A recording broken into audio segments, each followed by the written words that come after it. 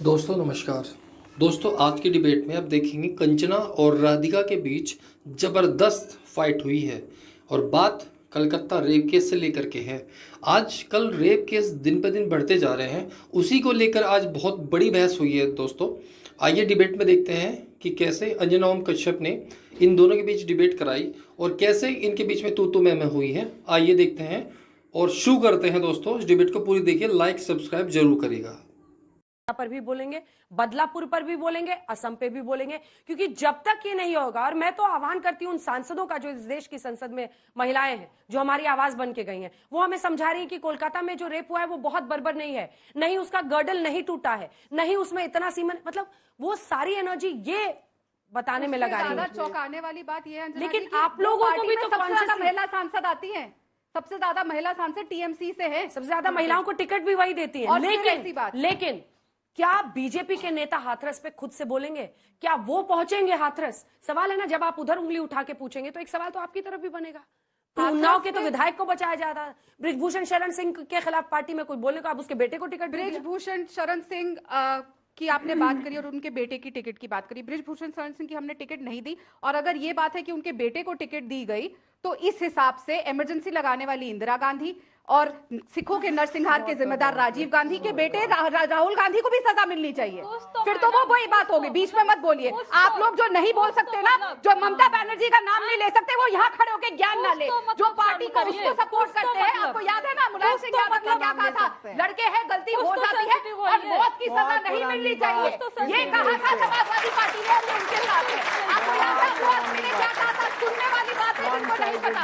Samajwadi party के leader Abu Azmi का कहना है जब बलात्कारी को हैंग किया जाए तो उसके साथ विक्टिम को भी हैंग कर दिया जाए, और ये उस समाजवादी पार्टी का नाम नहीं लेंगे जब वो अयोध्या के केस में पकड़े जाएंगे या वो कन्नौज में पकड़े जाएंगे। तो आप आज बोलूं कि विमेन एंड चाइल्ड डेवलपमेंट, उनका नाम ले, women and child development minister Smriti Irani ji कितने सालों से चुप्पी साधी हुई थी, अब बोली, राइट? प्राइम मिनिस्टर कितने वर्षों से मंत्री नहीं है वो। नहीं, अब नहीं है तो अब बोली। जब थी उनको पर एक पोर्टफोलियो मिला था, she was women and child development minister, so we can't get into this. ये ज्यादा सीरियस मैटर है। ओके, हमने बात करी सीसीटीवी, फोरेंसिक्स, ये वो ज्यादा एडमिनिस्ट्रेशन को ट्रेन करना पड़ेगा, हमें क्राइम सीन्स को किस तरीके से हैंडल करना था। So many things government political. लेकिन इनकी एक बात मुझे याद आई, पहले भी मैंने इनसे सवाल पूछा, इन्होंने कहा कांग्रेस के ऑफिस में सीसीटीवी नहीं था, मेरे साथ ये हुआ, मैंने वीडियो बनाया। ये पुलिस के पास नहीं गई, ये बीजेपी के पास गई। मतलब जस्टिस महिला अपनी आवाज उठाए तो उसको ऐसे बोला जाता है आप बीजेपी में चली गई। देखिए कमाल है ये अंजना जी। यही देखिए कंचना जी में विक्टिम शेमिंग है, विक्टिम शेमिंग है। इस वजह से लड़की अपना एक सेकंड प्लीज, विक्टिम शेमिंग नहीं, विक्टिम शेमिंग होना पड़ेगा। ऐसे नेताओं को पार्टी में ऐसे नेताओं को सत्ता में डोंट डू दिस। मैं आपको कह रही हूँ ये कल आपके साथ भी हो सकता है, कल मेरे साथ भी हो सकता है।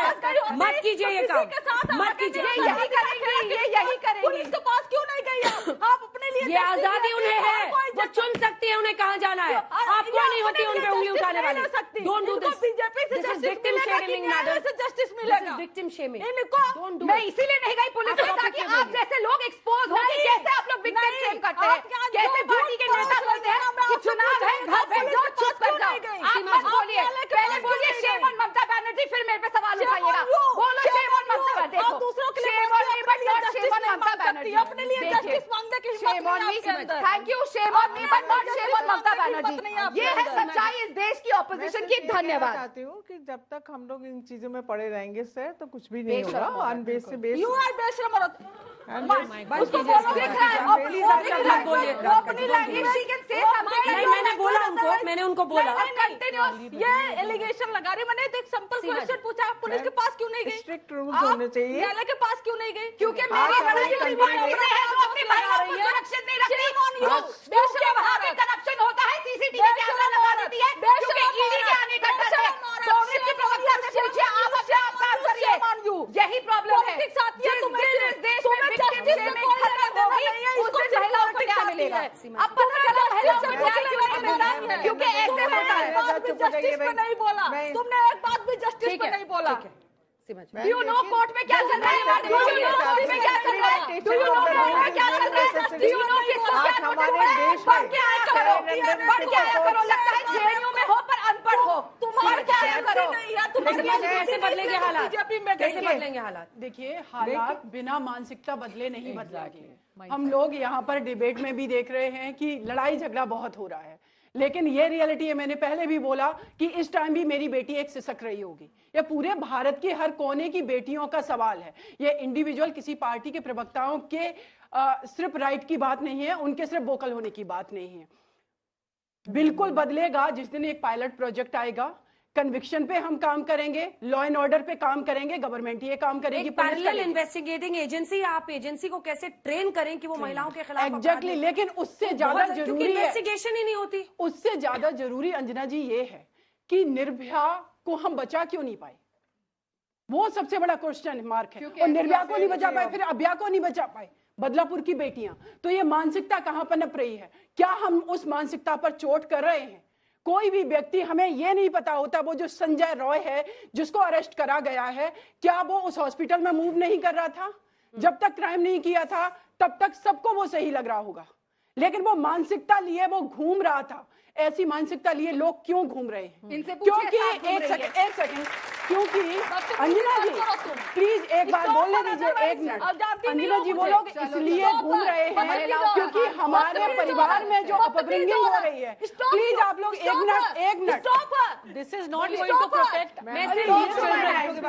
देखिए अंजना जी, वो लोग इसलिए घूम रहे हैं क्योंकि हम जब बच्चों की परिवार में परवरिश कर रहे हैं, बिटिया को हम दे रहे हैं गुड़िया और बेटे को दे रहे हैं बेपन, बेटियों को दे रहे हैं घर की चार दीवारी, और जब वो निकलती हैं तो अभया जैसा अपराध होता है, जब स्कूल भेजते हैं तो बदलापुर जैसा कांड होता है, जब वो बाहर कहीं बस में जाती है तो निर्भया जैसा अपराध होता है। पूरे सामाजिक ढांचे को बदलना होगा, किस तरह से हम बच्चों की परवरिश कर रहे हैं उसको बदलना होगा, व्यवस्था को बदलना होगा। जो पावरफुल है वो कैसे अपने ताकतों का गलत इस्तेमाल करते हैं महिलाओं को ऐसी परिस्थिति में पहुंचाने के लिए। Sexual harassment at work place, और शायद सबको पता था क्योंकि ये जो संजय रॉय है ये बॉडीगार्ड था इसी प्रिंसिपल का, और उस प्रिंसिपल की यहाँ पर क्या कुछ चलती थी वो वहीं पर एक विसल ब्लोअर ने बताया है। लेकिन बावजूद इसके 4 घंटे के अंदर अगर ऐसे प्रिंसिपल को रीइंस्टेट करती है ममता सरकार तो प्रश्न उन पर भी उठते हैं, और प्रश्न एकनाथ शिंदे के भी राज्य में उठ रहे हैं, जहां पे बदलापुर में 12 घंटे के बाद, लेकिन इस बैलेंसिंग एक्ट में फंसा ये देश